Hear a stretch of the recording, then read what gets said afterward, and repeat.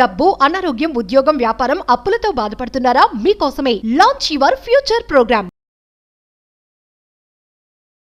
నమస్తే, welcome to Suman TV. నేను మీ ప్రేమ్. ఇవాళ మనతో ఉన్నారు పేరెంటింగ్ కోచ్ సౌజన్య గారు. నమస్తే మేడం. నమస్తే అండి.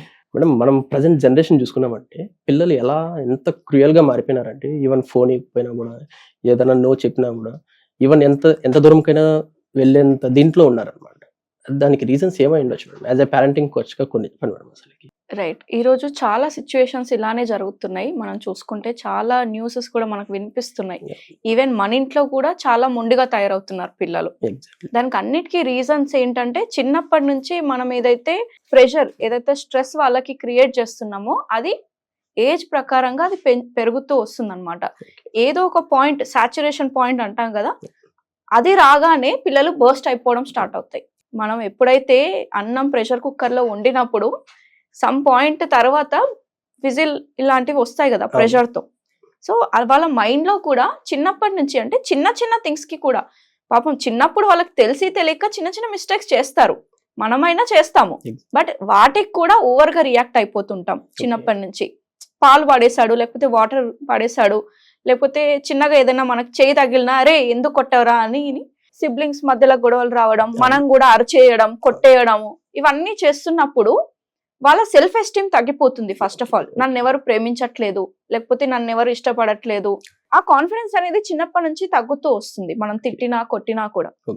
సో కంపారిజన్స్ కూడా ఇంకొక మెయిన్ రీజన్ అని నేను చెప్తాను. ఇంట్లో ఇద్దరు పిల్లలు ఉంటే వాళ్ళ సిబ్లింగ్స్ మధ్యలోనే కంపారిజన్స్ చేస్తూ ఉంటారు. ఎందుకు అని అంటే వాళ్ళకి తెలియదు, every one is born unique. ఒక్కొక్కరికి ఒక్కో టాలెంట్ ఉంటుంది. ఇప్పుడు మీలాగా మీ అన్నయ్యనో మీ అక్కయ్యనో చేయలేరు కదా, మీ అక్కయ్యలాగా మీ అన్నయ్యలాగా మీ తమ్ముళ్ళలాగా మీరు చేయలేరు. మీ టాలెంట్ మీకు ఉంటుంది. సో అది గ్రహించక పేరెంట్స్ చాలా మంది ఇదే తప్పు చేస్తున్నారు.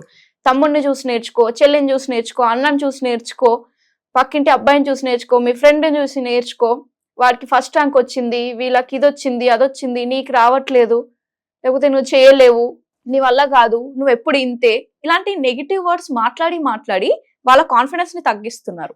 ఈ ప్రపంచంలో ఎవరైనా బెస్ట్ ఇవ్వగలుగుతారు అంటే, బెస్ట్ ఏదైనా రిలేషన్ కనెక్షన్ ఏదైనా ఉంది పిల్లలకని అంటే దట్ ఈస్ పేరెంట్స్ ఓన్లీ.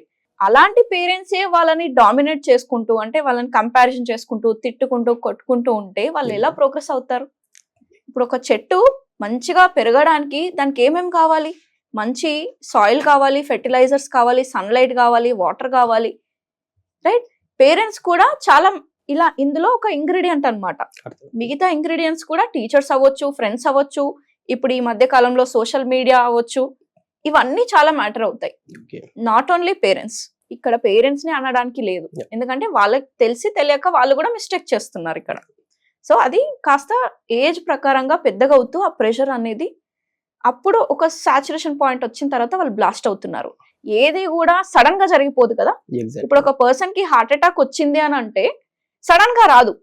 నువ్వు అనుకుంటావు అరే నిన్నటి మొన్నటి వారికి ఏం రాలేదు, హెల్దీ ఉన్న పర్సన్ సడన్ గా చనిపోయాడు, అది సడన్ కాదు. ఒక 10 years 5 years నుంచే చిన్న చిన్నగా స్టార్ట్ అయింది ఆ ప్రాబ్లం. లోపల ఎప్పటి నుంచో ఆ వాక్యూమ్ అనేది క్రియేట్ అయింది. సమ్ అండర్ ఎస్టిమేట్ చేసుకోవడం కానీ, లో కాన్ఫిడెన్స్, ఇవన్నీ స్టార్ట్ అయిపోయాయి చిన్నప్పటి నుంచే. అది ఆ ప్రెషర్ అనేది పెరిగి ఒక సమ్ పాయింట్ చూసిన తర్వాత సడన్ గా అయిపోయిందని మనం అనుకుంటున్నాం. చాలా ఇన్సిడెంట్స్ కూడా మనం చూస్తున్నాం. టీవీ ఇవ్వకపోయినా, లేకపోతే మొబైల్ ఇవ్వకపోయినా, ఫుడ్ పెట్టకపోయినా ఏమేమో చేస్తున్నారు చిన్న చిన్న పిల్లలు. అది కూడా ఇవన్నిటికి మెయిన్ కాజ్ ఇక్కడే పేరెంటింగ్. పేరెంట్స్ కి తెలియక ఇవన్నీ మిస్టేక్స్ చేస్తున్నారు. సో నేనేమంటానంటే, ప్రతి ఒక్క పేరెంట్ పిల్లల్ని ప్లాన్ చేసుకునేటప్పటి నుంచి పిల్లల్ని కన్న వరకు కూడా, వన్స్ పేరెంట్ అయితే ఇంకా లైఫ్ లాంగ్ పేరెంటే కదా మనం. సో ఎప్పుడు కూడా పేరెంటే ఎప్పుడు టీచింగ్ చేస్తూ ఉండకుండా లెర్నింగ్ చేస్తూ ఉండాలి. ఎవ్రీ స్టేజ్ లో కొత్త కొత్త ఛాలెంజెస్ వస్తూ ఉంటాయి. సో వాటిని ఎలా మనం ఓవర్కమ్ చేయాలి అనే నాలెడ్జ్ మనం తెచ్చుకోవాలి. ఇప్పుడు అలాంటి మైండ్ సెట్ ఉన్న ఒక పిల్లల్ని తీసుకొని, ఏదైనా అబ్బాయి గానీ అమ్మాయి గానీ అనుకోండి, మళ్ళీ ఒక పేరెంట్ దగ్గరికి తీసుకొని అతన్ని నార్మల్ గా చేయగలరంటాడా? ఖచ్చితంగా చెయ్యొచ్చు. ఎందుకంటే మీరు రైట్ నాలెడ్జ్ తో, రైట్ స్ట్రాటజీస్ తో తెలుసుకొని వాటిని ఇంప్లిమెంట్ చేస్తే గనుక ఖచ్చితంగా కొంతమందికి ఇమీడియట్ రిజల్ట్స్ కనిపిస్తాయి, కొంతమందికి చాలా లాంగ్ టర్మ్ వరకు తెలియకపోవచ్చు. బట్ ఆ పేషెన్స్ అనేది లూజ్ అవ్వద్దు.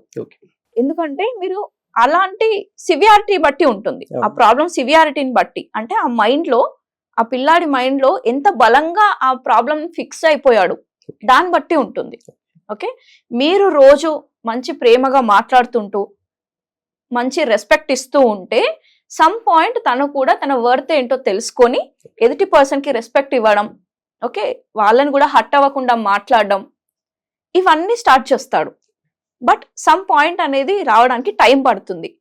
పేరెంట్స్ అంటారు చాలా మంది, మీరు చెప్పింది ఓకే మేడం, మా వాడు అట్లా కాదు, నేను చెప్పినా కూడా వాడు వినడంటే మీరు ఎన్నిసార్లు చెప్పారు ఫస్ట్ ఆఫ్ ఆల్.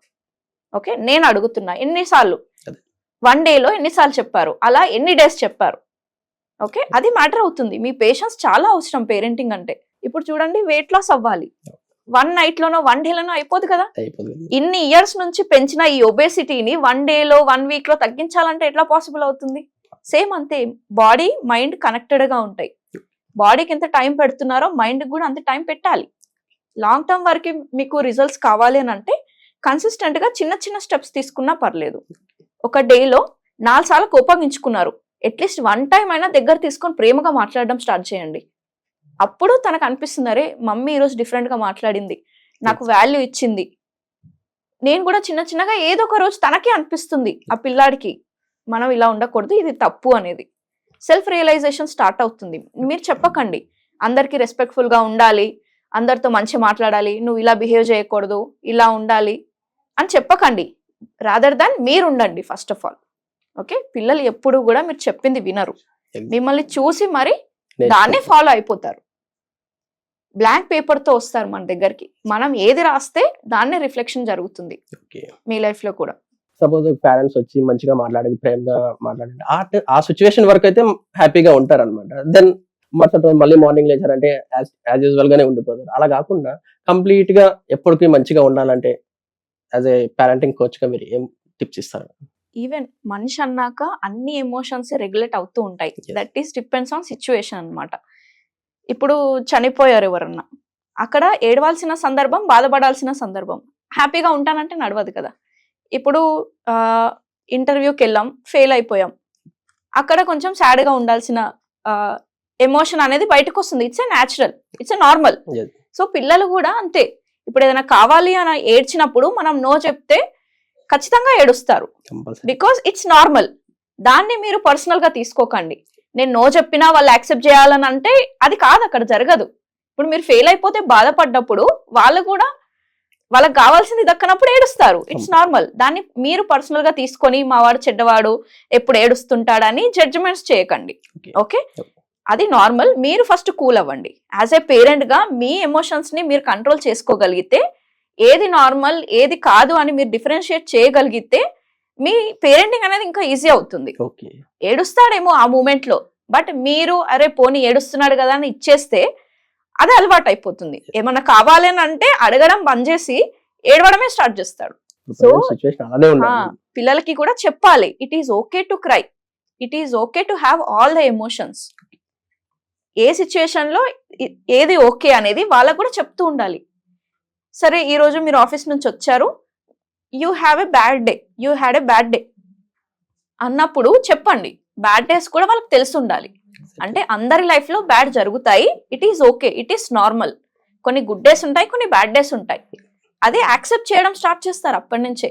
ప్రతిదీ మనం అనుకున్నవన్నీ దక్కవు అనేది ఒక తెలుస్తుంది, రియాలిటీ అనేది తెలుస్తుంది. అంతేగాని ఏడవకపోతే ఏడిస్తే బూచానికి పట్టిస్తా, తినకపోతే పోలీస్ కి పట్టిస్తా, లేకపోతే టీచర్ కి చెప్తా, ఇలాంటి ఇల్లాజికల్ ఆన్సర్స్ ఇవ్వకండి.